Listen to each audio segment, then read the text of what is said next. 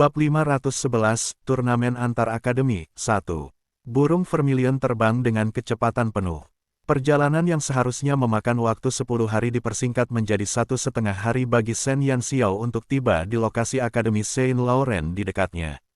Untuk menghindari masalah yang tidak diinginkan, Shen Yanxiao menyuruh burung vermilion untuk langsung membawa Phoenix kecil dan Lan Fengli ke kasino.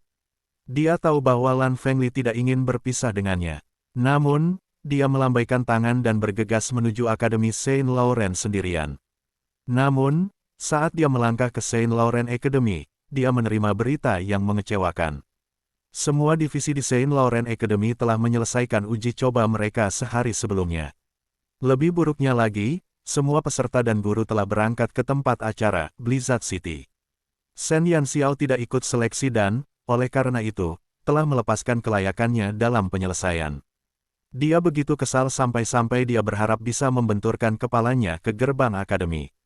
Bahkan perjalanan yang melelahkan tak dapat menyelamatkannya dari keadaan menyedihkan itu. Saat dia tertekan, Shen Yanxiao teringat sesuatu. Dia mengerti bahwa ada seleksi di divisi pemanah dan divisi herbalis, tapi dia adalah satu-satunya murid di divisi penyihir. Apakah ada murid kedua? Dengan secercah harapan terakhir, Shen Yanxiao menyelinap ke divisi penyihir dan berlari cepat menuju perpustakaan. Yun Qi menunggu kepulangan Shen Yanxiao dengan penuh harap di perpustakaan.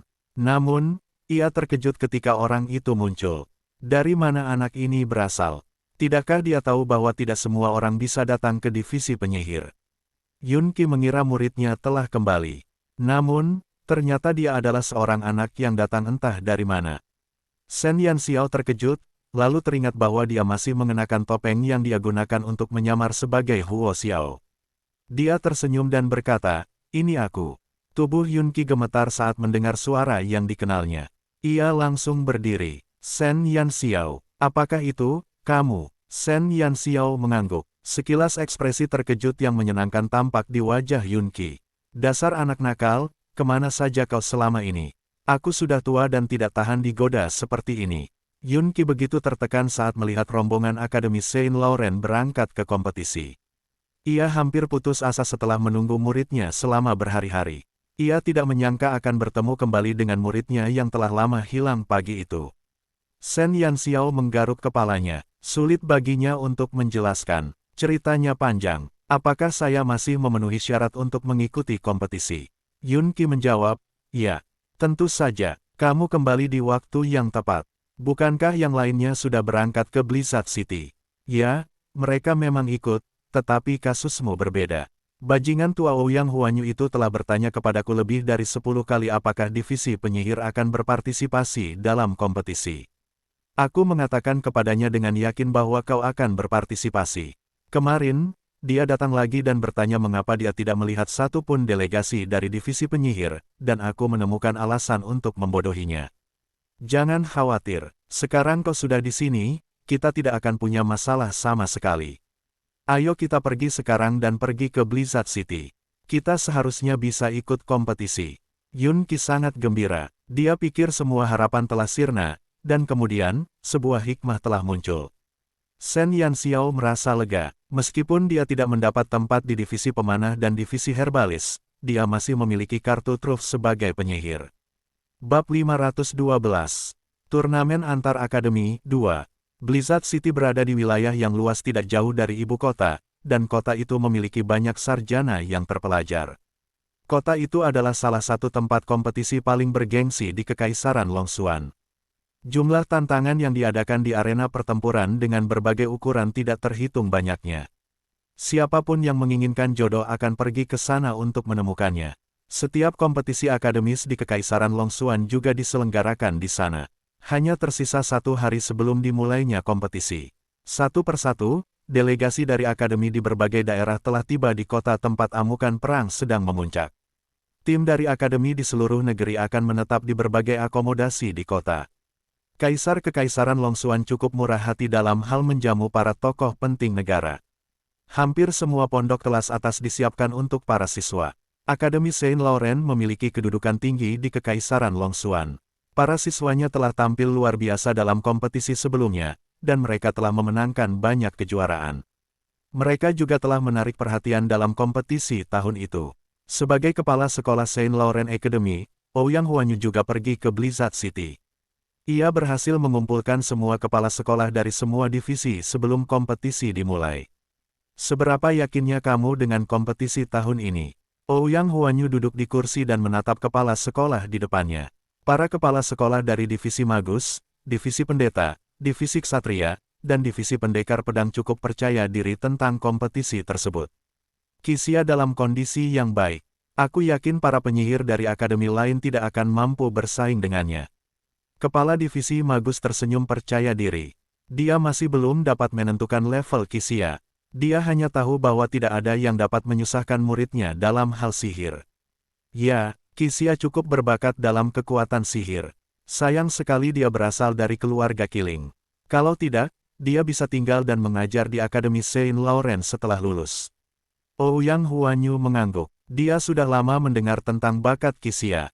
Kepala sekolah divisi pendeta tidak mau mengakui kekalahannya, jadi dia menyela, Yan Yu juga luar biasa. Dalam uji coba, siswa yang berada di posisi kedua jauh lebih rendah darinya. Saya yakin Yan Yu akan meraih kejayaan untuk divisi pendeta dalam kompetisi ini. Ouyang Huanyu tersenyum mendengar pujian itu, tetapi dia tahu lebih baik. Sebagai profesi pembantu, pendeta memiliki serangan yang cukup terbatas. Peluang seorang pendeta untuk menang dalam pertarungan 1 lawan 1 sangatlah kecil. Kepala sekolah divisi pendekar pedang memandang kedua rekannya tetapi tidak berkata apa-apa. Dia memiliki ekspresi rumit di wajahnya. Xie Yun, kepala sekolah divisi pemanah, juga tampak mengerikan. Yan Xiao, yang dianggapnya sebagai pemanah hebat, hilang. Mereka harus mengirim Meng Yiheng sebagai perwakilan divisi pemanah. Meskipun Meng Yiheng juga seorang pemanah yang cakap, Xie Yun memiliki harapan yang lebih baik untuk pemuda yang sangat berbakat itu. Sayangnya, dari semua kepala sekolah, guru dari divisi herbalis, Luo De, berada dalam kondisi yang paling menyedihkan. Divisi pemanah masih bisa mengirim Meng Yiheng ke kompetisi, tetapi divisi herbalis tidak memiliki siswa berbakat yang dapat mereka kirim untuk mewakili mereka. Siswa yang mereka pilih adalah yang terbaik di antara sekelompok siswa yang biasa-biasa saja. Polisi seharusnya menjadi orang yang memimpin divisi ke kompetisi, tetapi Luo De harus menggantikannya. Rasanya seperti mereka harus memaksa seekor keledai untuk menari. Bab 513, Turnamen Antar Akademi 3. Dekan Ouyang, kudengar kau mendaftar untuk semua 7 divisi dalam kompetisi ini. Kepala divisi Magus telah memperoleh beberapa informasi. Namun, hanya kepala sekolah dari 6 divisi yang hadir. Divisi ketujuh pastilah divisi Warlock. Namun, semua orang tahu bahwa profesi penyihir sudah punah. Meskipun Akademi Saint Laurent masih memiliki divisi penyihir, mereka sudah tidak memiliki satu pun murid selama bertahun-tahun. Itulah sebabnya mereka tidak dapat mengerti mengapa Ouyang Huanyu mendaftarkan divisi penyihir untuk kompetisi tersebut. Ya, Ouyang Huanyu mengangguk. Tapi kami tidak punya delegasi dari divisi penyihir. Semua kepala sekolah punya pertanyaan tentang itu. Mereka masih menyimpan prasangka dan perlawanan terhadap para penyihir. Mereka tidak mengerti keputusan Ouyang Huanyu. Sabarlah, ya, tidak ada akademi lain yang memiliki penyihir. Kita bisa melewatkan beberapa pertandingan pertama asalkan perwakilan kita tiba sebelum babak final. Ouyang Huanyu berkata sambil tersenyum, tetapi ada ketidakpastian di matanya. Sebelum mereka berangkat ke Blizzard City, dia telah mencoba untuk mendapatkan penjelasan dari Yunqi. Namun, Yunqi bersikeras bahwa muridnya akan berpartisipasi dalam kompetisi. Namun, Ouyang Huanyu belum melihat murid itu. Bahkan Ouyang Huanyu tidak dapat memastikan apakah Yunqi akan mengizinkan muridnya mengikuti kompetisi. Ouyang Huanyu memberikan perlakuan yang menguntungkan kepada Yunqi karena dia ingin agar murid Yunqi menjadi pusat perhatian. Siswa itu mungkin adalah penyihir paling menjanjikan di benua Brilliance karena dia memiliki kesempatan untuk mempelajari kutukan dari Yunqi, seorang penyihir yang kuat. Ouyang Huanyu yakin bahwa alasan mengapa muridnya tidak ada di sana adalah karena Yunqi ingin melindunginya. Dia tidak tahu bahwa Yunqi juga ingin tahu di mana muridnya berada. Perkataan Ouyang Huanyu tidak sepenuhnya meyakinkan para kepala sekolah. Mereka tidak percaya bahwa seorang murid penyihir akan hadir untuk mewakili Akademi Saint Laurent. Namun, bukan tugas mereka untuk mempertanyakan keputusan kepala sekolah. Kontes pendahuluan akan dimulai besok. Beritahu para siswa untuk beristirahat dengan baik dan tidak menodai nama baik Akademi Saint Laurent saat mereka berada di sini. Ouyang Huanyu melambaikan tangan kepada mereka setelah beberapa patah kata lagi. Saat mereka meninggalkan ruangan Ouyang Huanyu, para kepala sekolah dari Divisi Magus, Divisi Pendeta, dan Divisi Ksatria cukup gembira dengan prospek mereka dalam kompetisi tersebut. Namun, 3 kepala sekolah lainnya tampak cemberut. "Xie Yun, kamu punya Meng Yiheng di kompetisi ini. Kenapa kamu terlihat begitu khawatir?" Luode bertanya pada Xie Yun, yang tampak tertekan. Xie Yun memaksakan senyum. "Meng Yiheng, aduh, aku berharap siswa lain akan mewakili divisi. Namun, anak itu tampaknya telah menghilang sejak 2 bulan lalu. Kalau tidak, aku akan menyuruhnya bertanding melawan Meng Yiheng dalam uji coba untuk melihat siapa yang lebih baik untuk ini." Xie Yun merasa sangat disayangkan dia tidak mendapat kesempatan untuk melihat kemajuan Shen Yanxiao. Luode terkejut mendengarnya. Ia menepuk bahu Xie Yun. "Kita berada dalam situasi yang sama. Aku juga tidak tahu kemana Shen Jue pergi. Kita tidak punya kandidat lain yang layak untuk mewakili kita. Sungguh menyusahkan jika ada siswa yang sering hilang." Kepala sekolah divisi pendekar pedang tiba-tiba berbalik dan pergi dengan ekspresi rumit di wajahnya. "Apa yang terjadi padanya? Kudengar bintang di divisinya sudah kembali. Bukankah seharusnya dia ceria seperti ketiga orang tua itu?" Luode bingung saat melihat siluet kepala sekolah divisi pendekar pedang yang sendirian. Bab 514, Turnamen Antar Akademi 4. Xie Yun berdeham. "Kau tahu, murid itu tiba-tiba kembali ke akademi, dan di saat-saat terakhir seleksi, dia pergi ke sana dan hampir menjatuhkan gigi anak itu, Cao Su." Kepala sekolah divisi pendekar pedang tidak pernah menyangka bahwa murid bintangnya akan kembali lagi. Dia senang bahwa murid itu kembali, tetapi dari apa yang kudengar, murid itu hanya setuju untuk ikut serta. Dia tidak punya niat untuk menang. Luode mengangguk, tetapi dia memiliki banyak pikiran di benaknya. Dia bisa mengerti apa yang dirasakan kepala divisi pendekar pedang. Murid bintang yang baru saja kembali itu lebih baik daripada Cao Su, tetapi dia tidak kompetitif. Jika dia hanya ingin bersenang-senang di sana, maka tidak masalah apakah dia ada di sana atau tidak. Tidak heran kepala sekolah divisi pendekar pedang begitu gelisah. "Baiklah, siapa murid terbaik divisi pendekar pedang? Mengapa aku tidak melihatnya dalam perjalanan ke sini?" Luode bertanya dengan rasa ingin tahu. Xie Yun menatap Luode dengan ekspresi aneh dan memberi isyarat agar dia mendekat dengan jarinya. Kemudian, Xie Yun membisikkan sesuatu ke telinga Luode. Keraguan di wajah Luode segera meningkat menjadi teror. Bagaimana mungkin dia? Dunia ini memang tempat yang aneh. Xie Yun mengangkat bahu. "Lagi pula, dia bukan murid kita. Jangan ganggu dirimu dengan ini." Kedua kepala sekolah itu menghentikan gosip mereka dan kemudian kembali ke kamar masing-masing. Malam telah tiba, tetapi Blizzard City masih ramai dengan berbagai aktivitas. Sebuah kereta kuda melaju kencang menuju gerbang Blizzard City dan berhenti tepat di depannya. 4 sosok, 1 orang dewasa dan 3 anak-anak, melompat dari kereta kuda. "Apakah ini tempatnya?" Shen Yanxiao mengangkat kepalanya dan melihat 2 kata, Blizzard City, yang terukir di atas gerbang kota. Dia merasa akhirnya bisa bernapas. Untungnya, Blizzard City tidak terlalu jauh dari Saint Laurent Academy, kalau tidak, dia tidak akan bisa datang. Ya, Yun Qi merasakan perasaan campur aduk saat melihat nama di gerbang itu. Dahulu kala, para penyihir sering datang ke arena pertarungan di sana. Namun, tidak seorang pun penyihir dapat ditemukan di seluruh kota. "Kakak, ada begitu banyak orang di sini." Lan Fengli berdiri di belakang Shen Yanxiao, dan dia menarik ujung pakaiannya. Dia melihat pemandangan itu dengan mata terbelalak. Dia merasa tidak nyaman saat melirik jalan-jalan yang terang benderang. Entah mengapa, dia tidak menyukai keramaian dan hiruk-pikuk kerumunan besar. "Jangan takut, tidak apa-apa." Shen Yanxiao menghibur Lan Fengli saat dia memikirkan pertanyaan yang mengganggunya. Karena dia terlalu sibuk, mungkin ada beberapa hal yang terlewatkan olehnya. Dia berada di desa itu saat masih muda, jadi mengapa Lan Fengli memanggilnya kakak? Dia seharusnya memanggilnya kakak laki-laki. "Xiao Feng." Shen Yanxiao berbalik ke arah Lan Fengli. "Mengapa kamu memanggilku saudara perempuan?"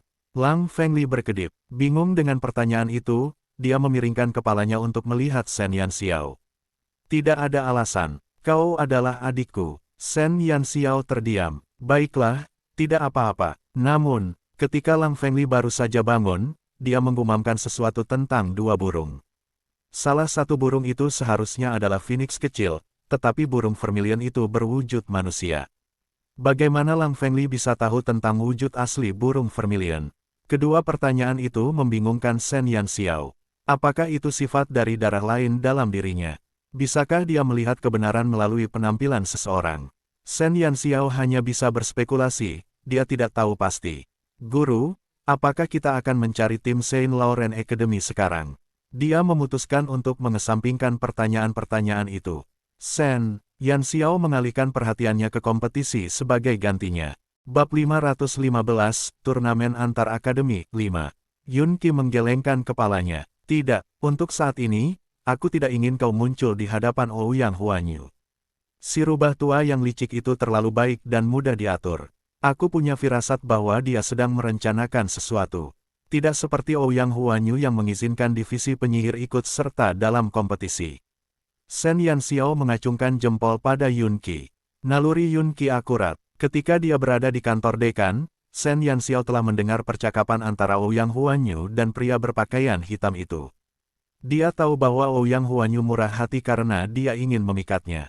Dia tidak ingin mengungkapkan identitasnya jika tidak perlu. Tapi, tidak ingin ketahuan adalah satu hal.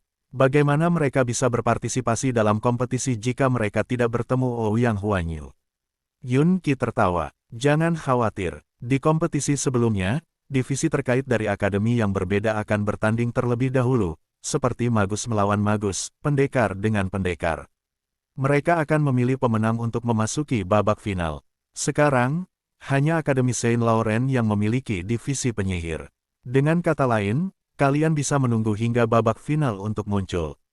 Kalian tidak perlu khawatir tentang itu sampai saat itu. Begitukah? Shen Yanxiao bahkan tidak perlu mengikuti kontes pendahuluan untuk memasuki babak final. Shen Yanxiao tidak yakin apakah dia harus merasa beruntung atas keberuntungannya atau kesal dengan kesendirian profesi penyihir. Kenapa tidak? Sementara itu, kita bisa mengamati kontestan lain sehingga kamu bisa lebih memahami mereka. Dengan begitu, kamu tidak akan dirugikan selama babak final, usul Yun Qi. Karena dia tidak perlu mendaftar terlalu awal, Shen Yanxiao terbebas dari kekhawatiran yang dimilikinya.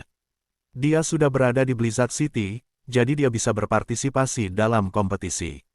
Keempatnya memutuskan untuk mencari tempat tinggal karena mereka tidak harus bergabung dengan yang lain dari Akademi Saint Laurent. Shen Yanxiao ingat untuk menjemput Lan Fengli dan burung vermilion sebelum pergi. Dia tidak akan tenang jika mereka berdua bersama. Dia pikir sebaiknya dia membawa mereka berdua bersamanya. Yun Qi tidak banyak bertanya tentang kehadiran kedua anak laki-laki itu. Dia bersikap acuh tak acuh. Shen Yanxiao bisa membawa mereka selama itu adalah sesuatu yang diinginkannya. Dia pastilah guru yang paling santai yang pernah ada. Lan Fengli menarik ujung baju Shen Yanxiao. Dia tidak terlalu lengket, tetapi dia juga tidak mau menjauh darinya. Dia tidak menyadari bahwa burung vermilion akan menyemburkan api dari matanya. Malam hari di Blizzard City tetap ramai seperti biasanya. Toko-toko di kedua sisi jalan tampak memukau saat para pedagang memajang barang dagangan mereka, tetapi sebagian besar toko menjual senjata dan ramuan. Karena itu adalah kota yang setiap sudutnya dapat diubah menjadi arena pertarungan, senjata yang sesuai dan ramuan penyembuh selalu dibutuhkan. Shen Yanxiao dan tiga rekannya mengenakan pakaian sederhana. Mereka ingin berbaur dengan orang banyak. Shen Yanxiao juga mengenakan topeng penyamaran, jadi tidak ada yang akan meliriknya.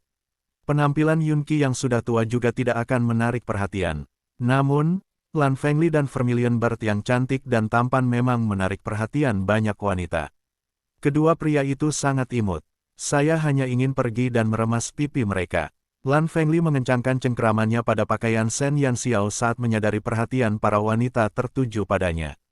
Dia mengikuti Shen Yanxiao dengan gugup, sambil berusaha bersembunyi di balik tubuh ramping Shen Yanxiao. Burung vermilion merasa kesal. Dua hal yang paling dibencinya adalah kereta dan wanita. Kalau tidak, dia tidak akan menyerah saat Shen Yanxiao mengancam akan menciumnya. Bab 516, Turnamen Antar Akademi, 6. Shen Yanxiao harus berjuang keluar dari tempat itu di tengah tatapan penuh gairah yang diterima teman-temannya. Kemudian, mereka berhasil menemukan penginapan berukuran sedang dan bermalam di sana. Shen Yanxiao mendapat 4 kamar, jadi masing-masing dari mereka bisa mendapatkan 1. Dia telah merencanakan semuanya dengan baik. Setelah beristirahat, Shen Yanxiao merasa lapar. Yun Qi sudah tidur. Jika dia pergi keluar bersama Lan Fengli dan Vermilion Bird, itu akan mengundang terlalu banyak perhatian. Dia tidak akan bisa mendapatkan makanan di sana karena dapurnya tutup.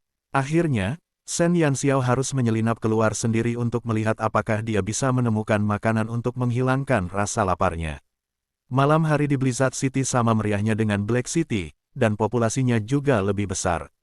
Tidak lama setelah meninggalkan penginapan, Shen Yanxiao mendengar suara-suara dari arah yang tidak diketahui, dan ia memutuskan untuk mengikuti mereka. Ia melihat kerumunan orang berkumpul di jalan, dan terdengar teriakan, "Bravo," dan "Bagus sekali." Dia membeli beberapa roti kukus panas dari warung terdekat dan berjalan menuju kerumunan. Dia memegang sekantong roti kukus di tangannya. Dia memanfaatkan perawakannya yang mungil dan gerakannya yang lincah untuk menemukan jalan masuk ke dalam lingkaran dalam sekejap mata. Ketika dia melihat apa yang terjadi, roti yang setengah di mulutnya terjatuh kembali ke dalam kantong. 2 sosok ramping bertarung dalam jarak dekat di tengah kerumunan. Tidak heran Blizzard City dikenal sebagai kota pertempuran. Setiap sudut kota dapat diubah menjadi arena pertempuran sementara. Bahkan di jalan yang ramai, orang-orang akan dengan cepat membersihkan tempat bagi mereka yang ingin mengadakan kontes. Tampaknya 2 orang muda telah memulai perkelahian. Salah satu dari mereka memegang tongkat di tangannya sambil melantunkan mantra untuk melepaskan berbagai serangan sihir dengan efek yang memukau. Yang satunya lagi bertubuh tinggi dan ramping dengan pedang besar dan tajam di tangannya. Sementara sang magus melancarkan serangan yang keras dan dahsyat, pemuda dengan pedang besar itu mampu menghindari serangan yang hebat itu dengan mudah. Ketika Shen Yanxiao menatap orang itu, dia bertanya-tanya apakah dia sedang berhalusinasi. Kedua anak ini pasti mahasiswa yang ikut lomba akademik, kan? Banyak komentar dari penonton. Pria-pria itu masih muda dan kuat. Sang penyihir muda mampu melepaskan serangan-serangan sihir dalam waktu singkat, dan sang pendekar pedang muda berhasil menghindari semua serangan dengan keterampilan yang luar biasa. Anak-anak muda zaman sekarang sangat luar biasa. Mereka telah mencapai banyak prestasi di usia yang masih muda. Saya pikir penyihir muda itu pasti berada di puncak level menengah, dan saya kira pendekar pedang itu pasti telah mencapai level lanjutan. Kalau tidak, dia tidak akan mampu menghindari serangan-serangan itu. Tidak main-main. Berapa umur pendekar pedang itu? Seorang pendekar pedang tingkat lanjut. Akademi mana yang bisa melatih bakat seperti itu? Saat mereka terlibat dalam diskusi, para penonton memusatkan pandangan mereka ke arena pertarungan sementara, seolah-olah mereka tidak ingin kehilangan satu momen pun dari pertarungan itu. Saat berdiri di tengah kerumunan, Shen Yanxiao memiliki ekspresi aneh di wajahnya.